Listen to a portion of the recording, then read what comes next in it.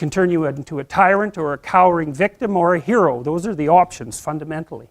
So, and that's the Gorgon looking at her own, the Medusa looking at her own reflection, you know, Mother Nature with the head full of snakes, you know, a terrifying vision. And that's actually to some degree an archetype that men get confused with women.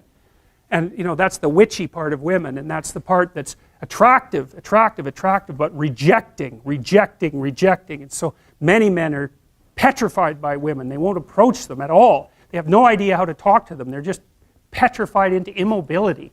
And that's way more common than you think. And so that breeds resentment like you wouldn't believe, you know. Then that's the problem too. If you're chronically rejected by people, it's often because of your own insufficiencies. You know, whether that's cowardice or lack of social skills or whatever it is. It's like, you can't just brush it off as, oh well, you know, no one likes me, but really I'm okay. It's like, no, wrong. If everyone rejects you, there's probably something wrong. And it's probably deep and difficult, and it's going to be horrible to fix. And so, this isn't a trivial problem. It's not a trivial problem at all. And so, you know, that's Mother Nature for men too, because from the sexual selection point of view, if they're not selected as a mate, nature has taken them out of the game, right? And so, you know, people don't really like that. They're not that happy with that. And so, but getting all whiny about it and then getting violent is like, that's just not really very helpful, although it's very common. So, this is Lynn Isabel. An evolutionary arms race between early snakes and mammals triggered the development of improved vision and large brain in primates, a radical new theory suggests. These are old representations. I really like this one. This is, I don't remember, I think it's Greek, but it doesn't exactly look Greek. It might be older. It doesn't matter anyways. You see, it's the same thing, same idea as Graham's dream, right? It's like there's this thing that exists, this multi-headed snake, and it's got this infinity problem. It's everywhere. That's that little circle down there. And the problem is, well, what do you do with it? You cut off one head, 7 more grow.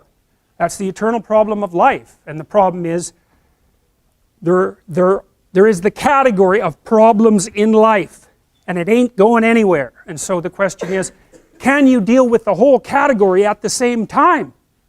That's the thing. That's how to be in the world, is to deal with that category all at the same time.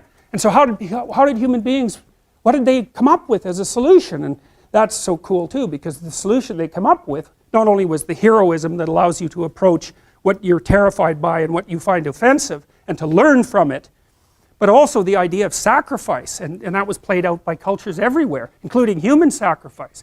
And you think, what the hell was up with those crazy bastards so long ago? They were sacrificing to gods all the time. What kind of clueless behavior was that?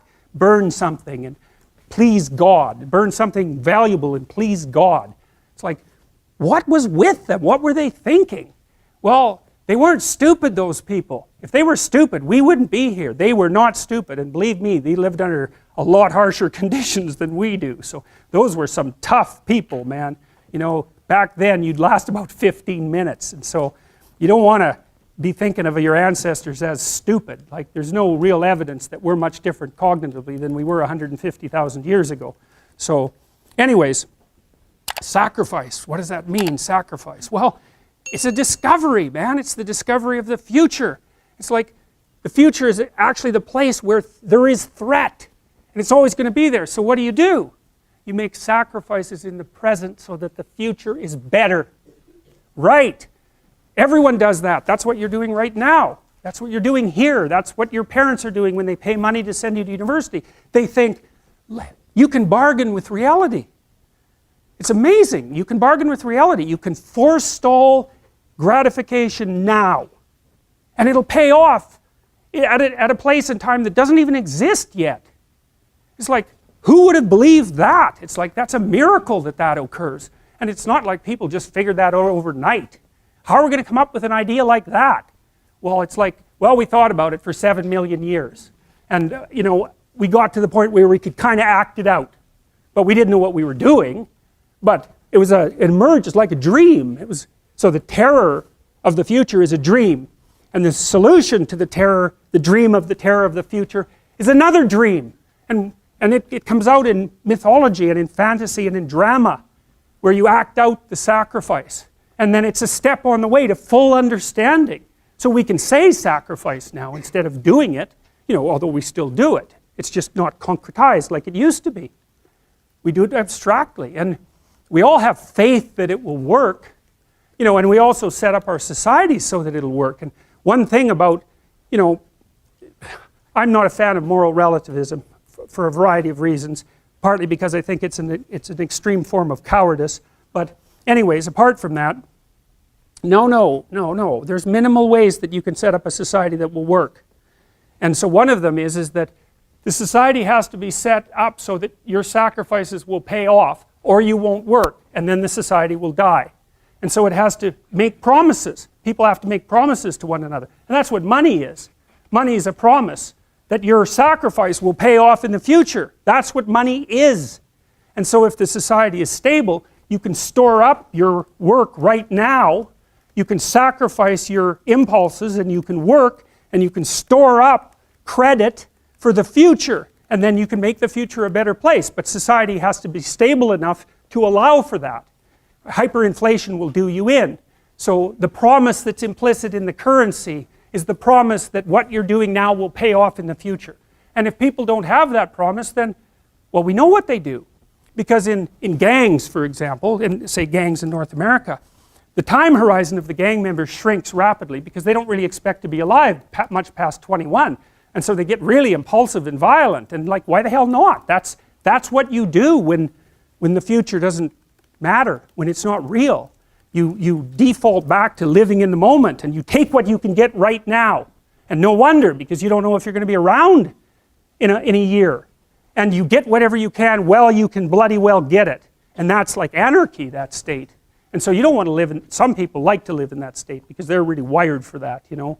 And so they're much more comfortable in those conditions. They're kind of like warrior types, I would say, in some sense. But, you know, for most people, that's just, well, that stress will just do you in, you know, the stress of a life like that. So that's a pretty horrible picture, the one on the right, I think. And, you know, it's a creepy picture. And don't you think? Doesn't it seems like a creepy picture to me? Yeah, and so that's Quetzalcoatl, if I remember correctly, who was an Aztec dragon god. And that's the Eye of Horus, by the way, this little thing here. And see, the Egyptians, they worshiped the eye. Yeah, well, that's cool because, well, why did they worship the eye? Well, wake the hell up and look at the world. That's your salvation to do that. Pay bloody attention, especially to the things you don't want to pay attention to. And use your vision. Have some vision. And you can use your vision to see into the future. And that's your redemption. And the Egyptians, they didn't know how to say that, but they knew how to represent it. And that's how they represented it. Like, the pupil on that is completely open, completely dilated. And that's a god as far as the Egyptians were concerned. It's Horus, and I'll tell you Horus' story at some point. So, early primates developed a better eye for color, detail, and movement, and the ability to see in 3 dimensions. Traits that are important for detecting threats at close range. Humans are descended from these same primates. All right. So, now, the initiation. Well, when you go into psychotherapy, or when you make any supreme moral effort, which is roughly the same thing, you have to confront that which you do not know. Now, I mentioned the pre-cosmogonic chaos and the idea that at the end of Jung's life, he sort of thought of the unconscious and the world as the same. And you think, what the hell does that mean? But here's what it means. So let's say you're in a long-term intimate relationship and you get betrayed. Okay, so what is it that you see when you see your partner at the moment you know of the betrayal? Well, you see the pre-cosmogonic chaos. And here's why. Well, it rattles your unconscious up because you don't know anything anymore. You don't know what the past was, right? You don't know what it was. And it's supposed to be real, and all of a sudden you don't know what it was. And so you come up with wild ideas about what it might have been and what it represented, and then you don't know what the future is going to be anymore. So then your fantasy fills that space, and you don't know who the hell you're looking at, that's for sure, and you don't know much about human beings, and you certainly don't know anything about yourself. And so all of a sudden, not only is everything in chaos inside your mind, but everything is in chaos in your world. And it actually is, and there's no telling the difference between those two things. You know, and so then you're just shattered. And so then you go talk to a therapist for like 2 years, and you think, what happened? What was the reality? And the reality is, because who knows what the reality was, like, but as far as you're concerned, the reality is, I better represent this properly in my head. I better figure out who I was, who that person was, what we did together, and what it meant, because I do not want this to happen again. And so you're healed when you get to the point where you've grasped the bloody moral of the story. What went wrong? And how can I not have that happen again? Because that's the purpose of learning, right? That's the purpose of memory. It's to prepare you for the future.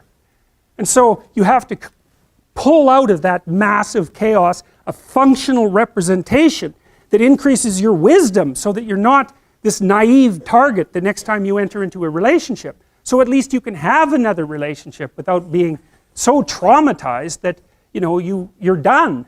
And you know, it can take people years to talk that through, because this landscape of potential opens up when they're betrayed. It's like, well, anything could have been the truth. Well, to sort through that, you have to wander through all that mess, and it's really painful and emotional as well. You have to sort through all that mess to come out with the new you.